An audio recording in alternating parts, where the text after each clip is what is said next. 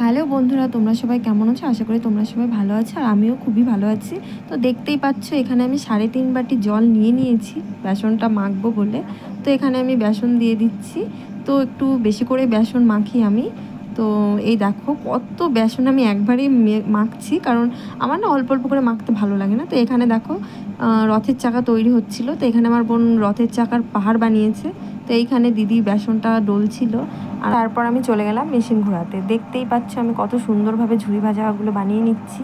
তো ঝুরি ভাজাগুলো না চায়ের সঙ্গে খেতে পারো, কারণ এখানে না কোনো মিষ্টি জাতীয় কোনো কিছুই থাকে না। এটা শুধু মেডিসিন এবং নুন দিয়েই আমরা তৈরি করি। আর মেডিসিন বলতে খাওয়ার সোডা, সেটা তোমরা সবাই জানো।